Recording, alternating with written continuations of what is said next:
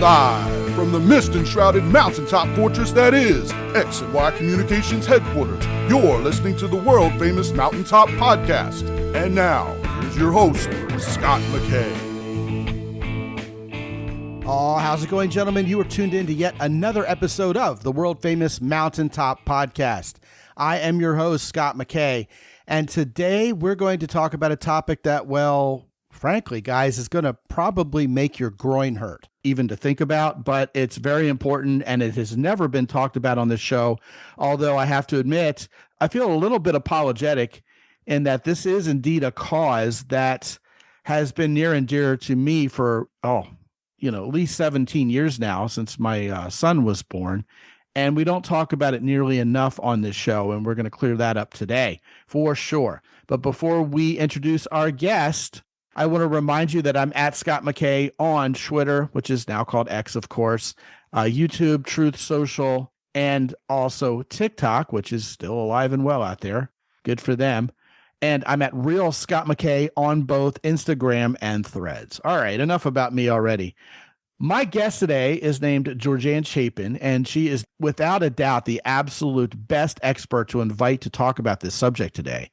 After all, she is the founding executive director of IntactAmerica.org, which is an activist group trying their best to encourage moms and dads, especially here in the United States of America, to stop circumcising our infant sons.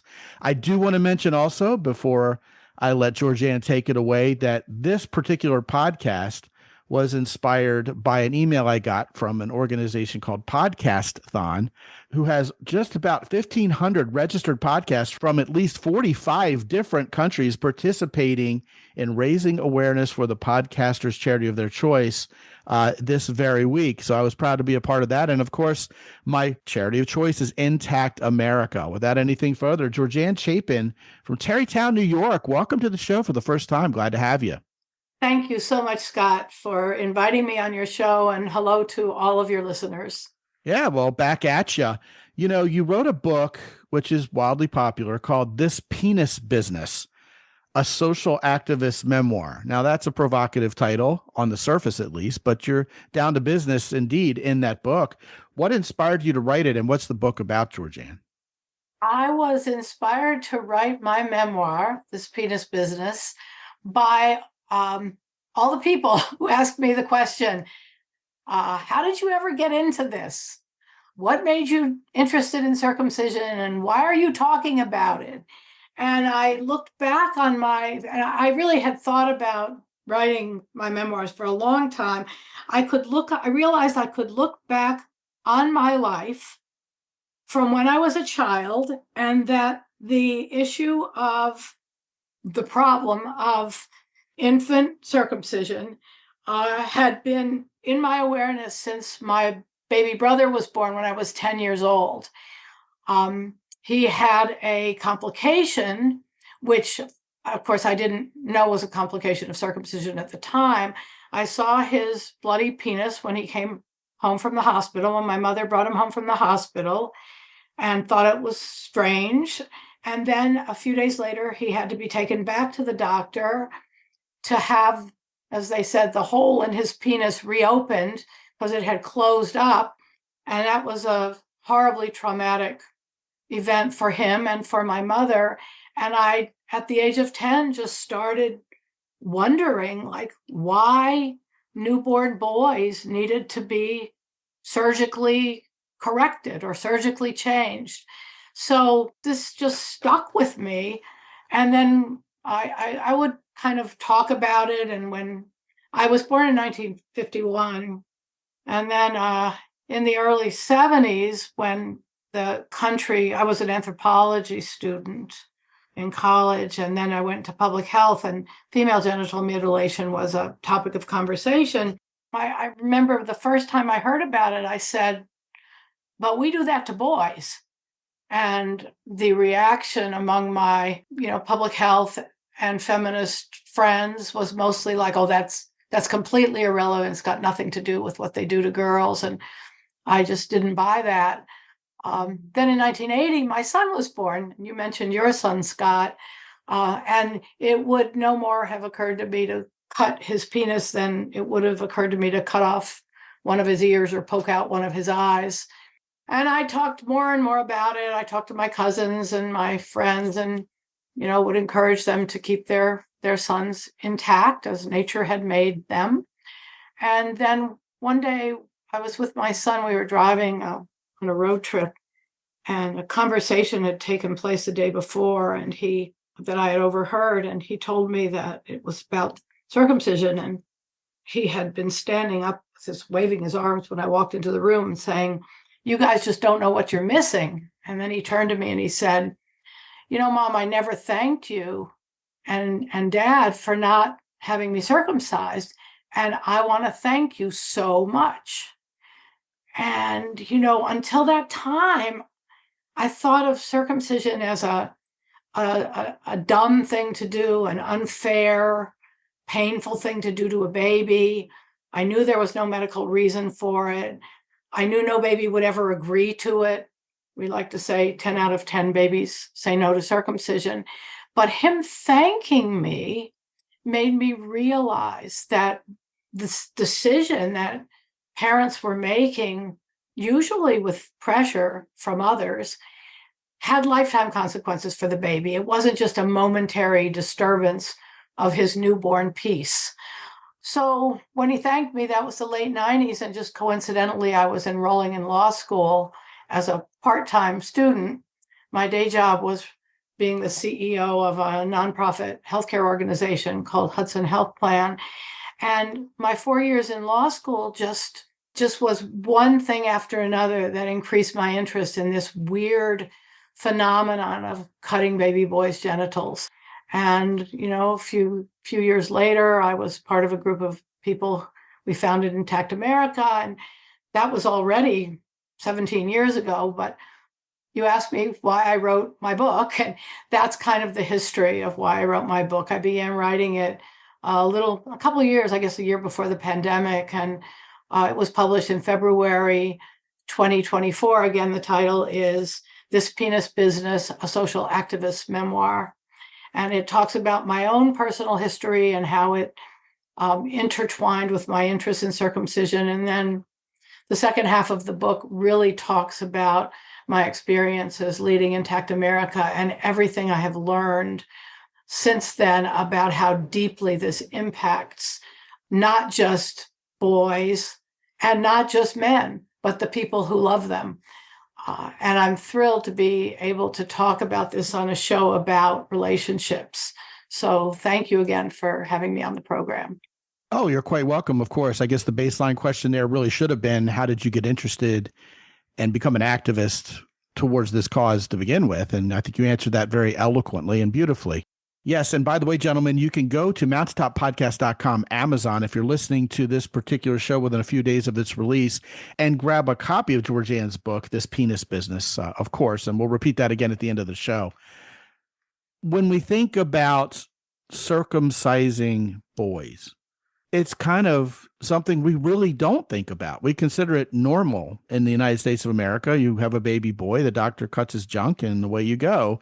And we're told it's because of cleanliness and health and something we just ought to do. Meanwhile, I don't think a lot of Americans realize the rest of the world, apart from the Muslim and Jewish faith, of course, don't do this. I mean, as far as the rest of the world's concerned, it's not even a thought. Why are we so, for lack of a better word, special, Georgianne? Who wants to be that kind of special, right? Exactly. Well, circumcision in the English-speaking countries, the US and Britain, Australia, began in the Victorian era. In the second half of the 19th century, Victorian doctors believed that masturbation in boys or girls was a threat both to their morals and their health, physical health. And so they started circumcising adolescent boys as a way to stop them from masturbating. Of course, it didn't work. And over time, more and more claims for circumcision being healthy and curing or preventing all kinds of diseases that doctors at the time didn't know, what they were caused by, like tuberculosis and hip dysplasia. And the claims made for circumcision are laughable, except that so many boys suffered as a result of those myths. By the 20th century specialization of doctors. You had obstetricians now delivering babies instead of midwives. Not to mention germ theory. Not to mention, yeah, germ theory was unknown in the 1860s and 70s. Absolutely. So in the 20s, they started circumcising infants who had the distinct advantage of not being able to run away or kick the doctors between the legs who were trying to cut off their foreskins. And by the mid 1940s, circumcision was becoming much, much more common.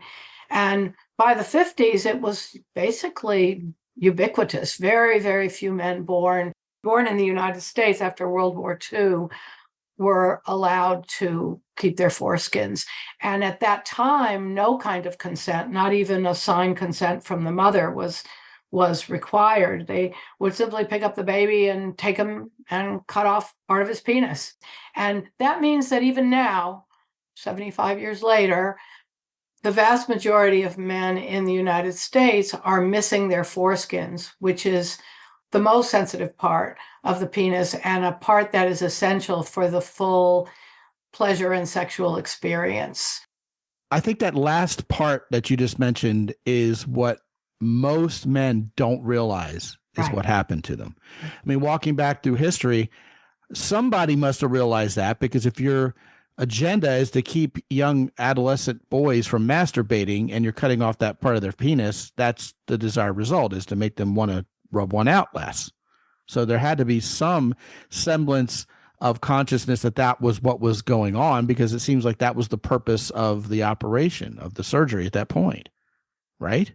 Yes, what you're saying is really interesting, because the same rationale for starting circumcision is now completely repudiated by those who say that there's absolutely no difference in the sexual experience between circumcised men and men who have their complete penises.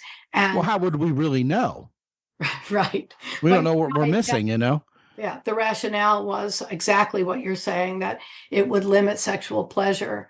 And of course, right, if an adult man has never had a foreskin, he might not know. But actually, my experience in leading Intact America and talking to really thousands of men over the years is that on some level, more and more men are aware that they have sexual problems that worsen with age, and are coming to realize that the reason for this is probably that an important part of their penis was removed when they had no say in the matter.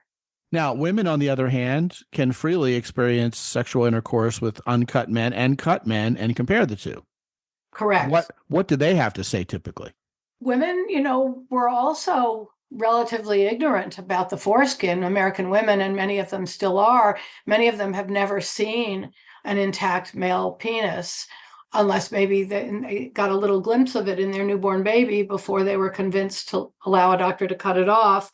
With travel, with people experiencing having sexual relationships, maybe with men from different countries, from Europe. And lots of immigrants, of course. Lots of immigrants, right. Everybody is becoming more aware, and the conversation is out there. However, the reasons for the difference between men being cut and uncut is something that's still not talked about a lot. And many American adults still don't realize that some of the dysfunction in their sexual relationships, some of the complaints that women have about their male partners really are probably not the fault of the men, that they are directly related to this essential part of the penis being missing. Well, I'll tell you what I've heard after 19 years as a dating coach. The jury's still out. Different women think different things. Some women think uncircumcised, uncut penises are weird and ugly. Some other women think that having sex with an uncut man actually is a better experience from the perspective of pure sexual pleasure. That's what I've heard. Of course, it's all anecdotal, but right. I've talked to plenty of women and gotten opinions one way or the other from them on this subject. It's possible for all of this to exist at the same time, right? So a woman might say, oh, I like having sex with a man who's not circumcised, but might not realize that some of the problems they've experienced with men who are circumcised are due to the fact they're missing the foreskin, or they can say, I think circumcised penises are gross, and not realize that some of the sexual problems they're having with their circumcised husbands or lovers have to do with the fact that 40, 50 years earlier, those men lost their foreskins and their penises over time have lost sensitivity and become callous. So we don't still have a lot of information about the impact of circumcision. It does remain, as you say, anecdotal. What is known, though, is that Americans, people from the US, consume lubricants, sexual lubricants, at rates vastly in excess of any other part of the world. And that erectile dysfunction, same thing with erectile dysfunction drugs. Can I tell a little anecdote, Scott?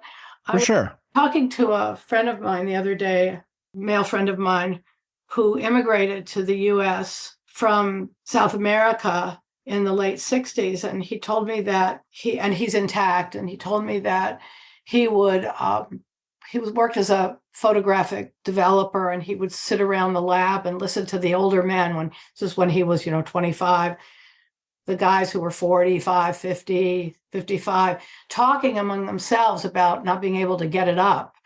And he was trying to figure out what they meant. And one of the guys said to him, you just wait till you're in your 40s, and you'll figure it out. You'll see. And he's uncut. And he said that at the age, he's in his mid 70s, and he says he has the same sensitivity in his penis. He says his libido has lessened, his lust has lessened, but he has the same sensitivity in his penis that he did when he was a teenager. And you'll never meet a cut man who's going to tell you that. That's interesting. I guess I haven't reached that age yet. I still feel pretty much the same, but thanks for making my day. Yeah, sorry. The reason that's true is that the foreskin protects the head of the penis. The head of the penis is meant to be a moist internal organ. And of course, in a baby, the foreskin is attached to the head of the penis. And to remove it, it has to be pried away from the head of the penis and cut off. So in an intact man, that separation that allows the foreskin to be retracted occurs over time, and usually not until puberty. People are freaking out because their 4-year-old can't retract his foreskin if he's intact, but he doesn't need to. You only need to be able to retract your foreskin if you're having, sexual relations.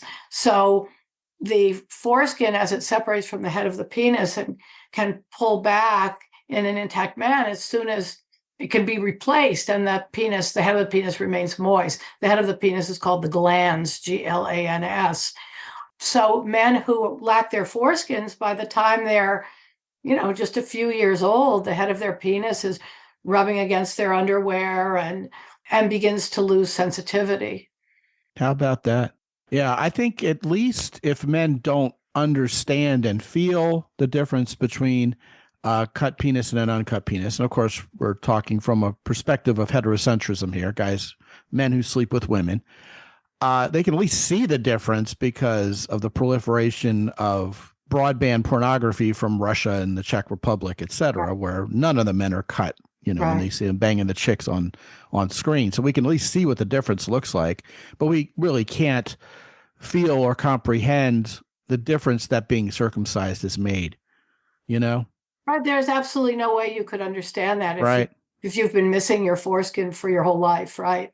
Yeah, I think a lot of guys may have heard the stories we're talking about and may be familiar with the notions we're talking about. So I want to throw a little bit of a curveball at you real quick.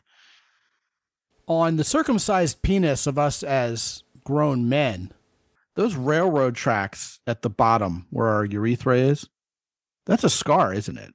Yep. That's where you got sawed off. One of the things I hear so commonly from men is, when I first heard about circumcision, or when I asked my mom, I heard something about circumcision, and I asked my mom what it was, and she said, well, that's when they cut off part of a boy's penis because it's cleaner. And then I thought to myself, well, I'm really glad that didn't happen to me. And then I looked down and realized that ring is a scar. Yeah. up and down the shaft on the underside where the urethra is. Yeah. And you just get to know your body by exploration when you're a preteen, right? And you don't even consider that that's not natural. Right. Some of the scarring is much, much worse, depending on, circumcision complications are not infrequent. And many doctors can botch this, can't they? Of course, I believe every circumcision is a botched penis, but some are worse than others. And so all kinds of things that men who have experienced them but don't really realize that this is abnormal will have skin bridges, or they will have a penis that's bent in one direction because more foreskin was removed from one side very tightly than the other side. So their penises go at an angle. Is that what causes the bent carrot thing that there's drugs for nowadays? The Peyronie's disease that you see advertised on TV is different. Okay. That's an internal issue, but it definitely can cause a bent penis throughout a man's life. Also, too much skin being removed. I mean, any amount of skin being removed is too much, but a very tight circumcision can and does result in inability to have a complete erection. Yeah, diminished erections. It would just limit men itself. get painful, and men get very painful erections. A lot of boys will complain when they reach adolescence that when they get spontaneous erections, it's very painful. And I do know men have, of course, you can imagine, it's the head of an organization that works against circumcision. I've talked to literally thousands of men and women, and people will say to me that they have not been able to have a normal sex life ever. And we have subscribers to Intact America who've talked about the ongoing grief from what happened to them, not being able to have normal relationships because they really cannot have normal sexual relations. Man, I'd be so pissed off if that had happened to me. Yeah. I mean, I guess I just got lucky. I mean, the way to mitigate this for good is to just not freaking do circumcision. Correct. Yeah. Then you don't get the complications of circumcision because, Right. well, hey, there was no circumcision. Another thing, you talk about hearing the baby's cries quite often in your work. They don't use any kind of anesthesia on these children, do they? This is changing. For many, many, many decades, they use nothing. No anesthetic at all. Because the kid will forget or something like that. Yeah, right? yeah. It's a traumatized experience right after birth. What are they, nuts? Well, people used to say babies don't feel pain. And I said, talk to any mother, back in the day where you used diaper pins. And if you'd accidentally prick your child with a diaper pin and they screamed, are you going to say babies don't feel? At what magical age do they stop feeling pain? That's such a cop-out. We know that's a lie. Right. So that was the myth that the babies didn't feel pain. And then it's, they feel pain, but they won't remember. But we know that infant trauma is real. And also that same argument, they won't remember, has been used actually to defend rape defendants have claimed that the girl was drunk, so she wasn't going to remember. So it wasn't rape. It wasn't a crime. And babies do remember. These things are laid down in their brains. And I've talked to enough men who can talk about the trauma that haunts them, and that in many times they really weren't aware of what it was. Genital pain, pain during a massage. They would have a kind of a flashback.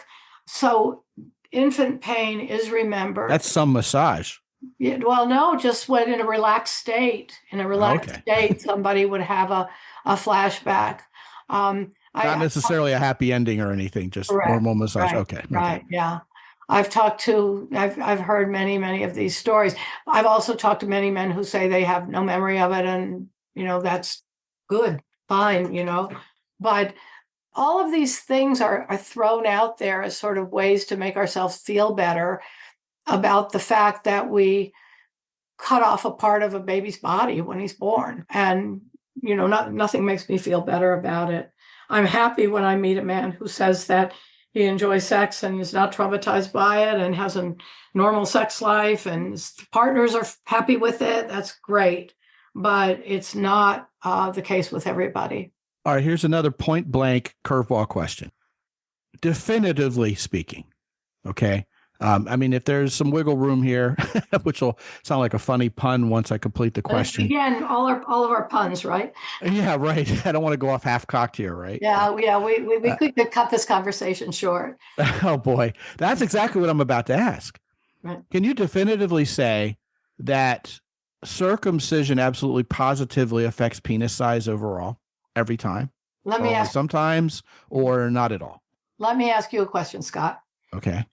You have a baguette. You have a loaf of French bread, right? I do. Yeah. And Well, I don't actually. I'm not that French, but imagine it. When I'm feeling And okay, I can imagine it. And you take a knife and you peel off the outer layer. You cut off or you take a vegetable peeler and you shave the bread crust off, or you shave off the outside, you shave off the potato skin. Yeah, I see where you're going here. Yeah. Is it going to be the same size as it was before? Well, it affects the thickness of it. How about the length? Well, isn't that the size? The thickness? Well, yeah, fair enough. Okay. Point taken. And yes, intact penises are a bit longer than circumcised penises. And I'm not just talking about the length of the foreskin. So what you've done by removing the foreskin, which makes up from a third to a half of the skin in a natural penis, right? Uh-huh. By removing that, you are interfering with the development of the penis by depriving it of blood flow, and the whole neural and blood circuitry in the penis and musculature is all impacted by that very live organ that you remove. The foreskin contains blood vessels, many nerve endings. People argue over whether it's 10,000 or 20,000 or 30,000, but many nerve endings, and muscle. So the dartus muscle on the foreskin is what keeps it from just flopping around. It pulls the foreskin down. The frenulum, which is the most sensitive part, the frenular scar where the frenulum is removed, that's on the underside of the penis, is, many men say, the most sensitive part of their penis. And all of that is compromised in a circumcision. So yes, circumcision makes the penis smaller, period. All right, so let's go ahead and land the plane here, for lack of a better way to put it. We have debunked the notion from antiquity, right, that circumcised boys will masturbate less. Okay, we've debunked that, right? Correct. Okay. At the same time, we've realized, wait a minute, though, we're decreasing the sensitivity and potential sexual pleasure of men who are circumcised. We've established that, right? Correct. Now, sometime in the 20th century, circumcision was continued based on a perceived need for greater cleanliness. In other words, smegma is going to gather under the foreskin and create infections and dirty stuff that, no woman's ever going to want to touch, and it's just nasty, and let's just get rid of it, and that way you don't have to deal with it. But we've debunked any kind of health issue related with an intact penis also, because after all, that's how God created us, correct? Yep. So we don't have the puritanic reason to circumcise boys. We don't have a reason to circumcise boys anymore related to cleanliness and health either. Also correct? Correct. The only rationale that's left, which is especially poignant considering we're pretty much one of the only nations left on earth without single-payer health care, is that this is a billable procedure and they want the money. Yes or no? Yes. However, it is a little bit more complicated than that. Do tell. Because circumcision has become so mainstream, right? So if it was just a matter of saying profit motive, which definitely is part of it, but it has become so entrenched that people will shrug their shoulders and say, well, that's not why I do it. I do it because parents want it. I do it because. So there are a lot of things that are done in medicine that are unnecessary and cost us a lot of money. And the reason they continue is because they are sold as a desirable thing for the child, or for the person, right? Any patient, really, yeah. Right. There's one other thing, though, that I think we didn't talk about explicitly, and that is the health of circumcised versus intact men. And there had been very little research. It was all speculative that circumcision made boys healthier, that they, got fewer infections, and they didn't get penile cancer. All of that is garbage. And Debunked. Yep. And there's a fairly recent study that was done in Canada where 1,700,000 men were studied. Half were intact and half were circumcised. Boys, I'm sorry. The records of 1.7 million boys were compared, and it was found that circumcised boys had nearly 3 times the rate of penile complications than intact boys. What was not studied was, the course of this over a lifetime, but there's a natural phenomenon that you can look at, which is that the European countries and that don't circumcise and have similar socioeconomic status to the United States do not have problems with all these supposedly dreadful things that can happen to boys who are kept intact. So there's also absolutely no health reason that we should be doing this to our boys. Well, I respect the fact that you don't want to overstate the matter, but since I'm not sitting in the chair you're in and I'm sitting in mine, I'm going to let the fur fly here.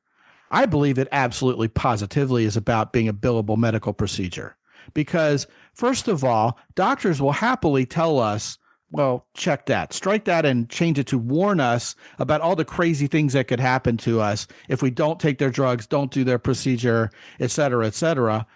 But they won't cure our diabetes. They won't cure our blood pressure because, hey, they can put us on pills for the rest of our lives and keep us sick, but managed. And I always follow the money when it comes to any kind of medical procedure I'm being told that I need or anyone who's close to me needs. And I, have been bombarded with pharmaceutical commercials on television like everybody else for diseases I didn't even know had been invented yet. And I have talked to my fair share of parents who weren't even given the option, weren't even talked to about their male infant with regard to circumcision before. They just simply did it and billed it. Mm-hmm. And if the medical community is aware of what's going on here, and I don't think they have an excuse for not knowing. I mean, we know so much about how the body functions. We're unraveling the genome, for God's sakes. So I think a responsible doctor owes it to a parent to tell them what's going on and what the potential pros and cons at least are of circumcising their infant male child before it happens. But to this very day, Georgianne, I mean, I don't know if it's regulated from state to state, but I know parents here in Texas who weren't even given an option. It just showed up on the bill and their kid showed up cut. That's illegal, and that should not ever be happening. Now, I am the last one to say that parental consent is sufficient because the baby's not sick and nobody has the right to acquiesce to the removal of a body part from somebody else who's not sick. I would agree. Right. But if you actually talk to a parent of a newborn these days and they never signed a consent form, they have an open and shut lawsuit. Well, I know plenty. What you see is more likely to be, or what you hear is that the consent was so cursory, right? Right. Now, they put an iPad in front of you and you have to check off 4 things, 5 things. One says whether you, I don't know, I'm going to say something silly like, want a vegetarian lunch or a meat lunch. And right. The doc slid it under the door is what they did. Yeah. But parents are pressured to sign those forms, right? Intact America has done studies, surveys, and we found that the average number of times that moms are asked if they plan to circumcise their sons, if they want to circumcise their sons, why don't they want to circumcise? In other words, some kind of solicitation is 8.4 times during the perinatal experience. So before the birth and immediately after the birth. And if mothers say no, sure enough, when the shift changes, the next nurse will ask. It's a machine. It's an absolute machine that pressures parents, usually the mom, to sign off on circumcising their sons. Again. Well, I'm going to say the quiet part out loud, okay? Because I don't care. I'm a honey badger about this. I am really upset at the medical industrial complex in this country and big pharma. I think people need to wake the heck up. And to me, the idea of casually presenting circumcision as if it should be a done deal and you really don't have an option, you'd be silly not to because I can bill this, is not unlike what happened with the COVID vaccine and not like what happens with young women who are scared and pregnant and when they're talked to about abortion. I mean, your viewpoints may be different than mine on those particular issues, but I think when you look with a measure of sober judgment at what happens in this country, particularly with the medical profession, people are literally sold a bill of goods that may or may not be in the best interest of their health because, well, it's billable. I mean, my own doctor's office will code simple visits in the way that brings them the most money from the insurance company. Correct. Whether what happened is what was coded or not, or they can just get away with it. I mean, we took our daughter who bumped her head on a coffee table at age 2 or 3 to a night clinic, and basically they didn't even give her stitches. They just taped it shut and said, she'll be okay. And they billed it to the insurance company as surgery and tried to bilk $5,000 out of them when it would have been $299 out of pocket. Right. And of course, with my copay, I had something to say to them and they said, all right, okay, mea culpa, pay us like $200 and we'll strike it from the record. Right. So, I mean, this is not anything new. This is a game that the medical profession plays here in the United States. And in my not so humble opinion, I think they look for any excuse to get away with it. And this is, well, for lack of a better way to put it, low hanging fruit. We owe it to ourselves, Georgianne, to listen to your words today. Gentlemen, if you're listening to this, go to mountaintoppodcast.com/intact, which will take you to intactamerica.org, and just look at the evidence. Look at the work of Georgianne Chapin and her team. Look at what this organization is doing and the urgency with which they do it. Read the stories from people who've been hurt by this. Gentlemen, listen. I'm cut. If you're cut listening to this, it's not the end of the world. I hope you haven't suffered any of the traumatic effects Georgianne's saying can happen. God bless you if you have. I don't think we should feel shamed for being circumcised. After all, we got lots of good company with other men our age out there. But I'll tell you something else.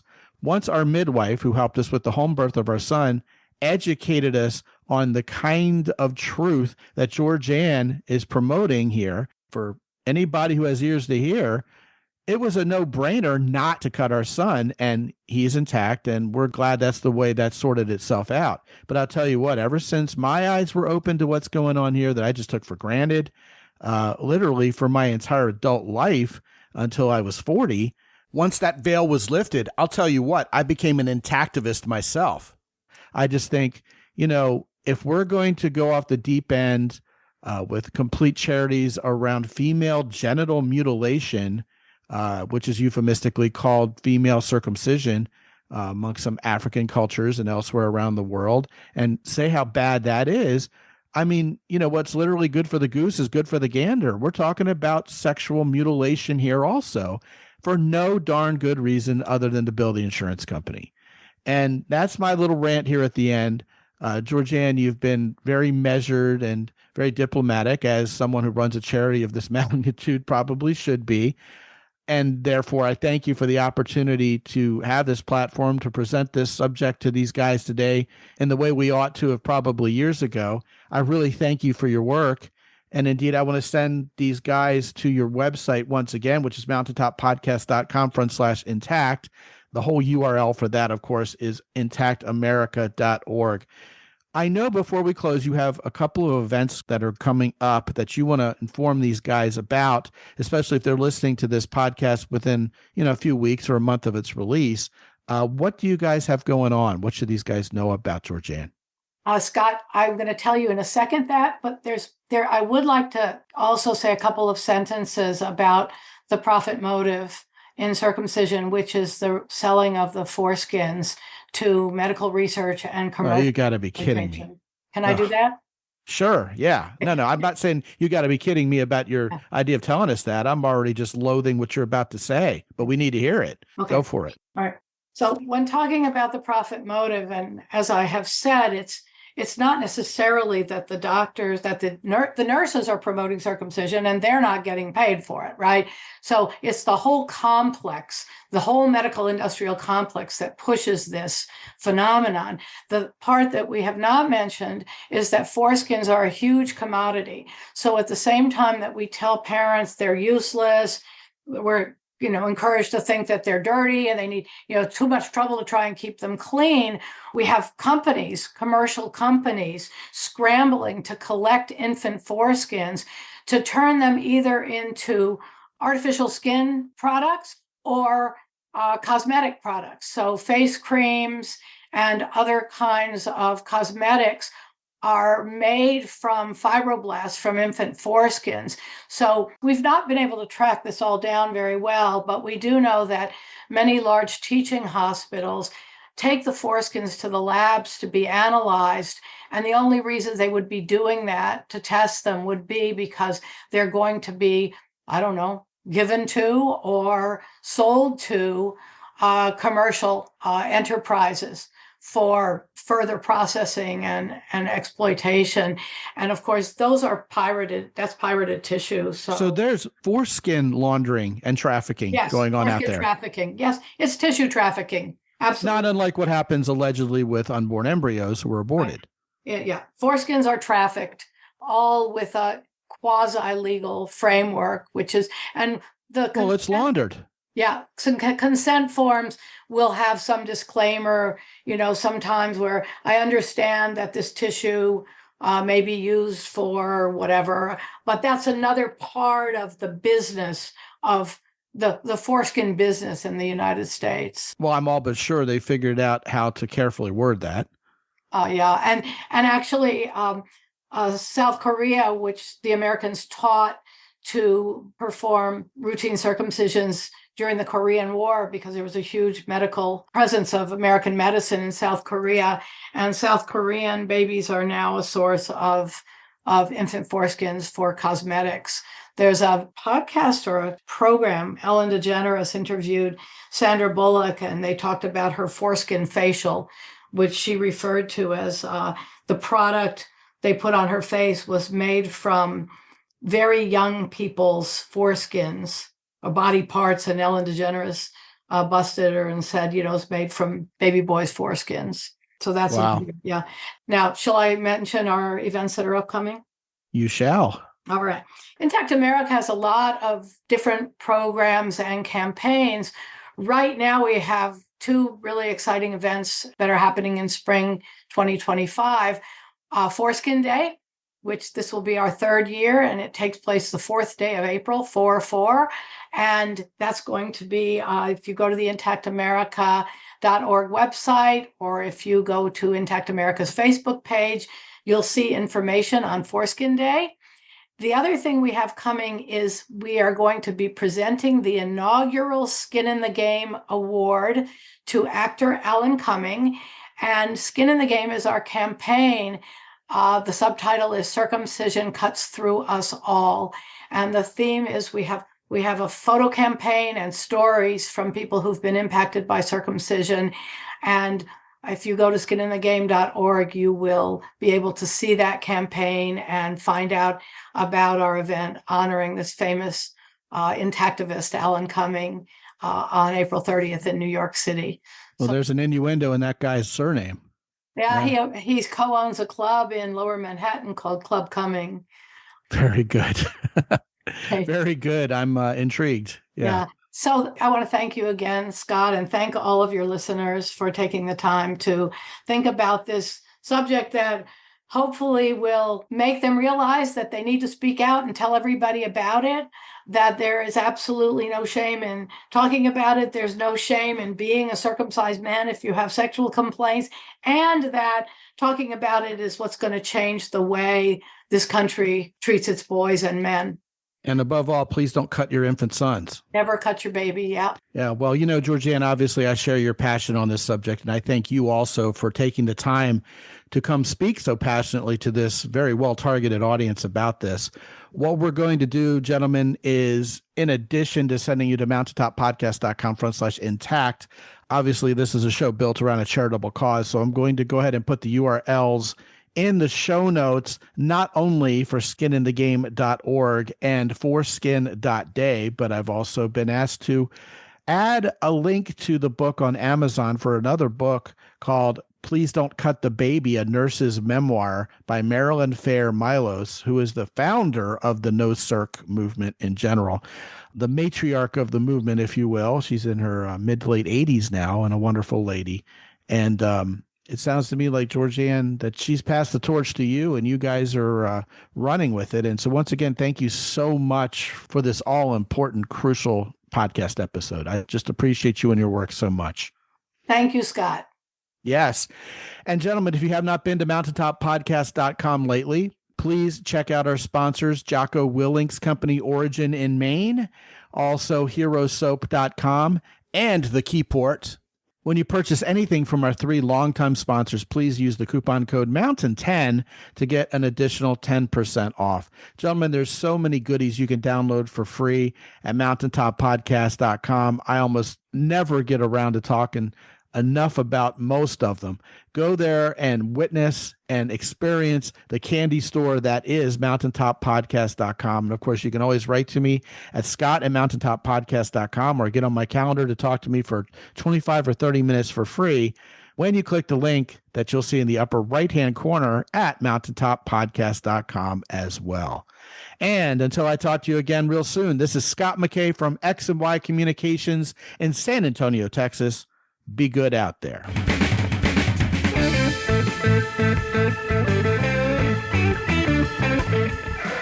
The Mountaintop Podcast is produced by X&Y Communications. All rights reserved worldwide. Be sure to visit www.mountaintoppodcast.com for show notes. And while you're there, sign up for the free X&Y Communications newsletter for men. This is Ed Roy Odom speaking for the Mountaintop Podcast.